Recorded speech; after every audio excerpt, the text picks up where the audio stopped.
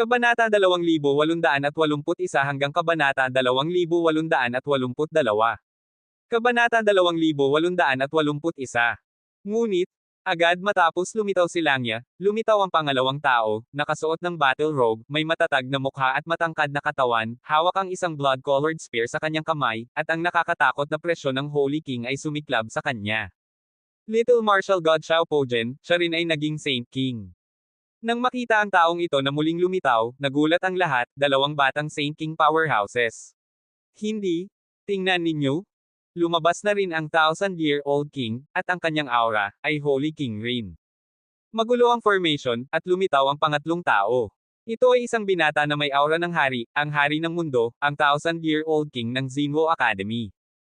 Mayroon ding Long-Live King, siya rin ay isang Holy King, Diyos ko, 4 na batang Holy Kings. Sa huli, lumitaw ang isang binata na mukhang kalmado at maharlika, napaka-domineering, nakasuot ng dragon robe, at nakatitig sa kanya. Ang Long-Live King ng Xinwo Academy, lahat ng mga taong ito ay nakita na ni Yehan noong nakikipaglaban siya sa mga bayani ng monster race. Ngunit, may 4 na tao mula sa Xinwo Academy na naging Holy Kings. Natatakot na matapos ang araw na ito, ang buong kontinente ng mga Diyos at demonyo ay magiging magulo. Sa labas ng Xinwo Academy, nang makita ang mga batang tao na may walang kapantay na aura at reputasyon na ginagalaw ang mundo na lumilitaw sa kawalan isa-isa, ang uri ng pagkakagulantang ay muling kumalat sa buong mundo. O Diyos ko, 4 na Holy Kings, 4 na batang Holy Kings ang lumitaw sa Xinwo Academy. Maliban kay Langya, ang batang Holy King, Long-Live King, 1,000-Live King, Xiao Pojian, Xiao Wushen, lahat sila ay nakapasok na sa realm ng Holy Kings.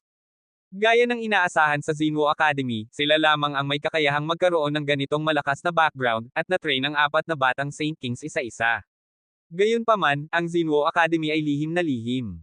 Kung hindi dahil sa hanya sabay siyang Xinwo Academy ngayon, at pagkatapos talunin ang mga geniuses sa True Martial Ranking, natatakot akong ang Long-Live King, 1,000-Year King, at Xiao Pojian ay hindi lalabas, at ang mundo ay hindi malalaman na nakapasok na sila sa Holy King. 4 na Holy Kings, kapag kumalat ang balita, hindi lang ang Holy State at buong Central God Territory, kahit ang buong God and Demon Continent ay ganap na magugulat. Ngayon na dumarating ang City of Destiny, ang omen ng Great World, at lumalalim ang swerte.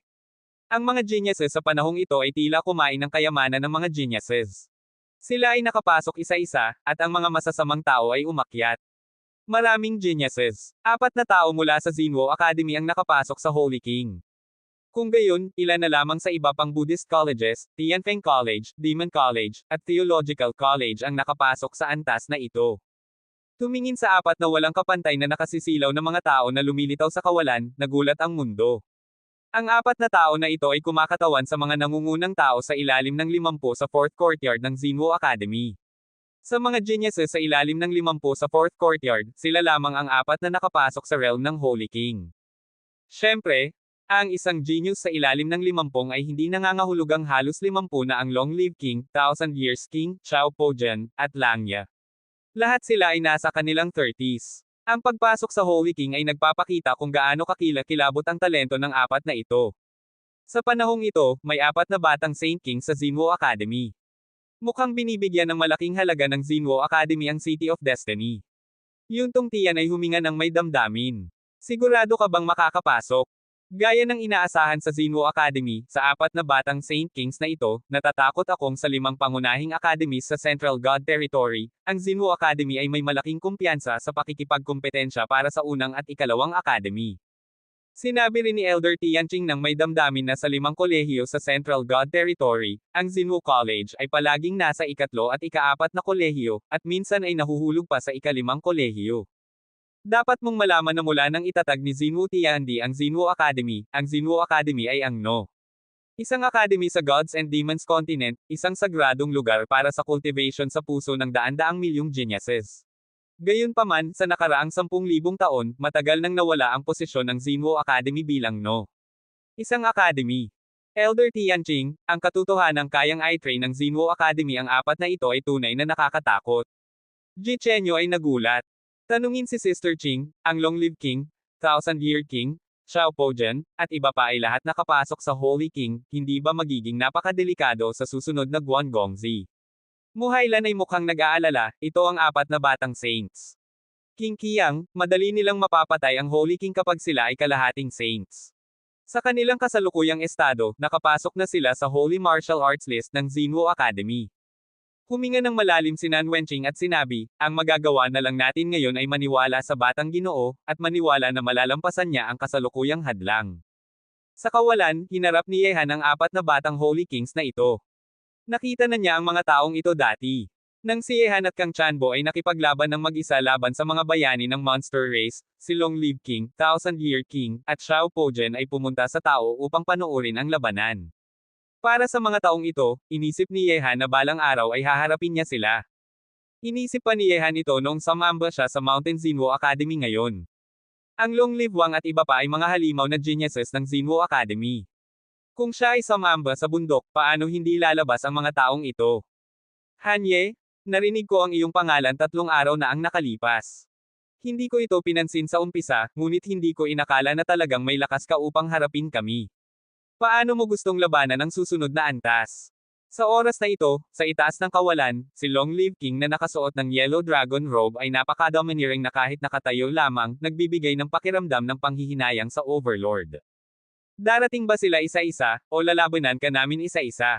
King Chentos ay may pambihirang tindig, ang buong katawan ay puno ng Emperor-like aura, tinitingnan si Yehan ng may ngiti, at ang buong katawan ay puno ng fighting spirit. Lahat ng nakarinig nito ay nagulat. Ang 4 na batang Saint Kings ay sabay na umatake kay Yehan, paano magkakaroon ng pagkakataon si Yehan na manalo? Kung one-on-one, may pagkakataon pa rin si Hanye na manalo, ngunit kung 4 laban sa isa, hindi makakapasok ni Hanye ang antas na ito. Maliban sa pagiging under 50 years old, walang ibang alituntunin. Kung talagang gusto ng Xinwu Academy na 4 laban sa isa, walang foul play. Hindi ba ito masyadong walang hiya? 4 na Holy Kings laban sa isang 9 Tribulation Supreme. Mukha namang galit si Mo Hailan.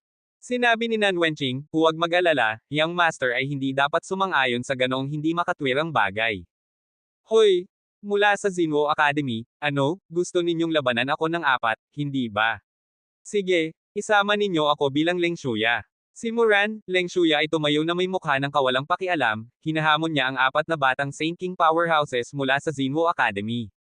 Kabanata 2882.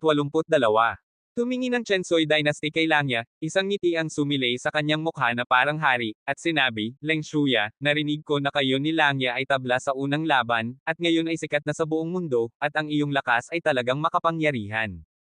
Kung gusto mong lumahok, wala kaming pakialam. Hey! Mang-api sa boss ko? Okay, sasali ako kay Leng Shuya sa labang ito. Ngumiti si Leng Shuya at lumakad papalapit. Bagaman alam niya na ang 4 na tao sa harap niya ay talagang makapangyarihan, masyadong mahirap para kay Yehan na labanan ang 4 laban sa isa. Kung matatalo si Yehan, malapit na siyang magtagumpay, syempre, ayaw ni Leng Shuya na makita siyang mabaygo sa huling sandali. Ha! Kapaki-pakinabang pa rin si Leng Shuya sa kritikal na oras. Kung makikipagtulungan siya sa Batang Ginoo at sa inyong dalawa, maaaring hindi sapat ang lakas niya upang labanan ang 4 na hari. Sinabi ni Nan Wenqing na may buntong hininga ng ginhawa.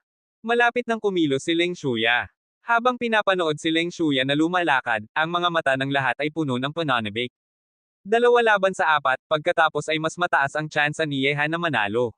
Sino ang mananalo at sino ang matatalo? Sa ngayon, wala nang pakialam ang mga tao dito, gusto lang nilang makita ang isang kamangha-manghang duel. Syempre, ang pangunahing prioridad ng ganitong duel ay pagiging patas. Sandali lang. Ngunit, nang makita ang kawalan sa itaas, winala ni Yehan ang kamay niya upang pigilan siya at sinabi, ang pagsamba sa bundok ngayon ay akin lamang, at walang kinalaman sa iba. Magpalayo sa malamig na bangin, umatras kayo. Boss! Napangisi si Leng Shuya, at ang mga nakakita sa eksenang ito ay naguluhan rin. Hehe, kaya tinatanggihan mo ang tulong niya. Ngumiti ng bahagya si King Chentos at nagpatuloy, kaya, naisip mo na ba kung paano lalaban? Pinag-isipan ko na, at nagpasya ako, 4 laban sa isa. Sabi ni Yehan na nakasipit ang mga mata at may ngiti. Pinag-isipan ko na, at nagpasya ako, 4 laban sa isa. Nang lumabas ang mga salitang ito sa bibig ni Yehan, hindi lamang namutla ang mukha ng 1,000-year-old king, pati na rin ang mga nakarinig sa buong mundo. Hindi nila inasahan na papayag si Yehan sa ganitong 4 laban sa isa. Uminom ba itong bata ng maling gamot?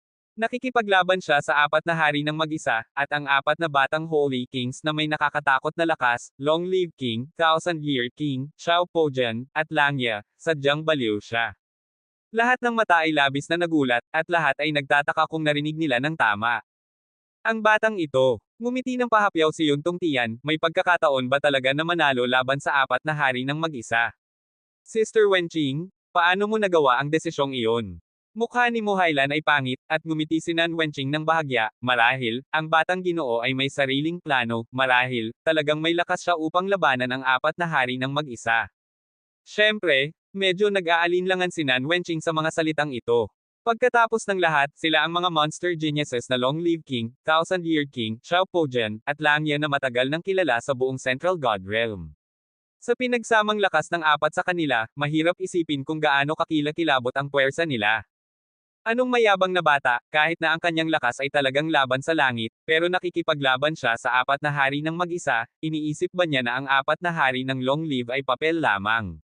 Sa pamamagitan ng Bronze Mirror, ang mga disipulo ng Xinwu Academy ay mukhang hindi pinapansin. Hehe, ang batang ito ay may matibay na suporta, o siya ay tunay na mayabang, ngunit kahit anong uri, tiyak kung haharapin ng Xinwu Academy ang batang ito. Mga matandang kaibigan, huwag kayong makipaglaban sa batang ito sa akin. Sa main hall ng Xinwu Academy, sinabi ng Dean ng South Academy na may ngiti sa mukha. Nang marinig ito, ang mga mukha ng Deans ng iba pang tatlong courtyards ay biglang namula, at narinig lamang ang Dean ng North Courtyard na sinabi, ang batang ito ay isang body training martial artist, at sa tingin ko mas angkop siya sa aking cultivation sa North Courtyard.